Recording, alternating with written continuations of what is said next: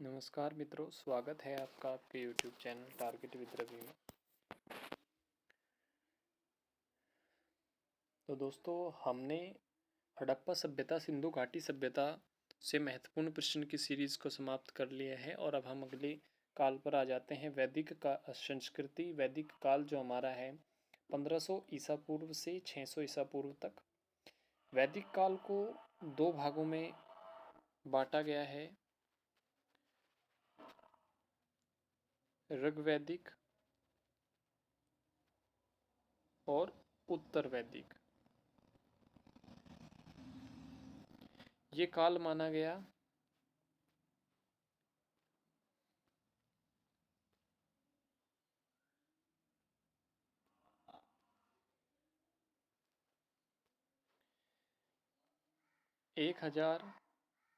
1500 ईसा पूर्व से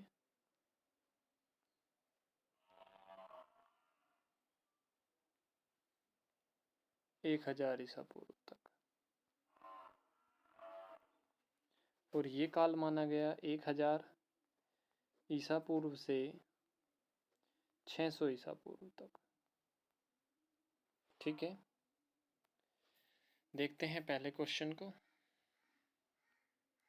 यदि आपने हमारी सिंधु घाटी सभ्यता से प्रश्नों की सीरीज नहीं देखी है तो उसका लिंक आपको डिस्क्रिप्शन में मिल जाएगा। पूर्व वैदिक या ऋग वैदिक संस्कृति का काल किसे माना गया? अभी हमने बताया था 1500 ईसा पूर्व से 1000 ईसा पूर्व तक। नेक्स्ट क्वेश्चन,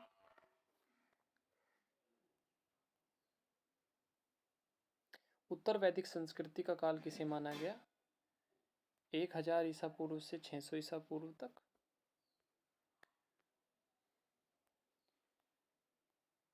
आर्य शब्द का शाब्दिक अर्थ क्या है? ये मोस्ट इंपॉर्टेंट है, यूपीपीसीएस 2009 में पूछा भी जा चुका है। तो आर्य शब्द का हमें शाब्दिक अर्थ बताना है, तो इसका शाब्दिक अर्थ होता है श्रेष्ठ या कुलीन, क्योंकि आर्य शब्द अर्धातु से बना है और अर्धातु का मतलब होता है, इसका अर्थ होता है संस्कार जो किसी श्रेष्ठ द्वारा स्थापित किए गए हैं। संस्कार जो श्रेष्ठ द्वारा स्थापित किए गए हैं। मैक्स म्यूलर के अनुसार आर्यों का भारत आना मध्य एशिया से हुआ। मैक्स मूलर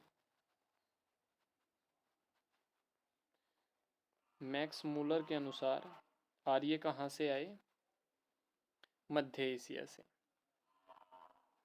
मध्य एशिया, ये कहना है मैक्स मूलर का कि मध्य एशिया से आए हैं।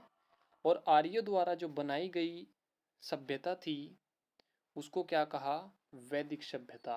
आर्यों के द्वारा बनाई गई सभ्यता को ही वैदिक सभ्यता कहा गया। ठीक है, और इनकी भाषा क्या थी? आर्यों की भाषा थी संस्कृत। भाषा क्या थी?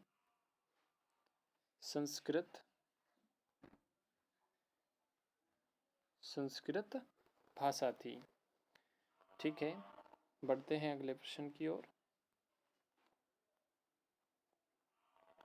प्रारंभिक आर्यों के बारे में निम्न कथनों में कौन सा सही नहीं है?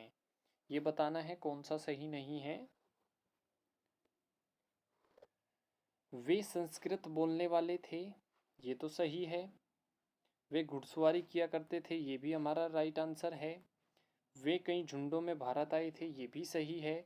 लेकिन वे मुख्यतः नगरों में निवास करते थे, ये ऑप्शन गलत है। इसलिए ये ऑप्शन हमारा राइट आंसर होगा, क्योंकि इसने कहा है कि कौन से कथन सही नहीं है। ठीक है, क्योंकि इनकी प्रशासनिक इकाई जो थी वो 5 भागों में बटी हुई थी। कुल ग्राम, दूसरा भाग था विस,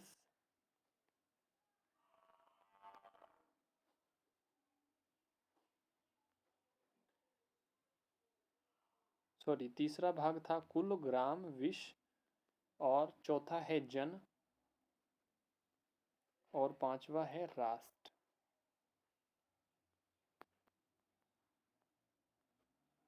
ठीक है, और गांव के मुखिया ग्रामीणी, विश का प्रधान विशपति और जन के शासक को राजन कहा जाता था। ठीक है, बढ़ते हैं अगले प्रश्न की ओर।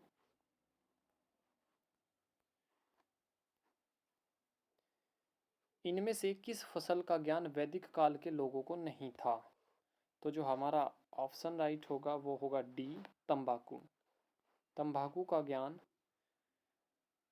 वैदिक काल के लोगों को नहीं था।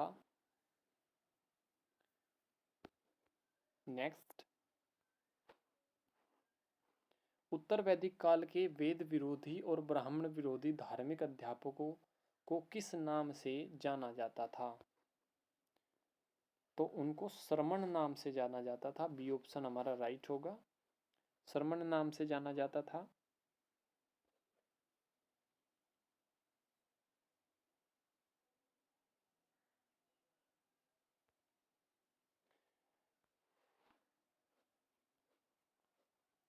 वैदिक गणित का महत्वपूर्ण अंग क्या है?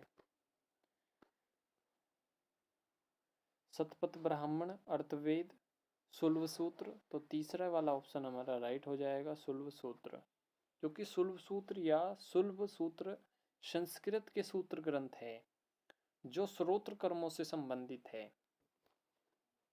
ठीक है, नेक्स्ट क्वेश्चन, किस वेद में प्राचीन वैदिक युग की संस्कृति के बारे में किस वेद में प्राचीन वैदिक युग की संस्कृति के बारे में सूचना दी गई है? तो कौन से वेद में दी गई है? यज्ञवेद में दी गई है। ठीक है, यज्ञवेद को इतिहासकार हिंद यूरोपीय भाषा परिवार की अभी तक पहली रचनाओं में से एक मानते हैं। ठीक है, और यह एक हिंदुओं का एक प्रमुख धार्मिक ग्रंथ है। नेक्स्ट क्वेश्चन, निम्नलिखित में उत्तर वैदिक काल में लिखे गए ग्रंथों का सही क्रम क्या होगा? तो इनमें सही क्रम कौन सा है? पहले वाला ऑप्शन राइट होगा, वेद, ब्राह्मण, आर्णक्य और उपनिषद, ये सही क्रम है। नेक्स्ट क्वेश्चन, वेदों की संख्या कितनी होती है? तो वेदों की संख्या 4 है। कौन कौन से होते हैं? ऋग्वेद, यजुर्वेद, सामवेद और अर्थवेद।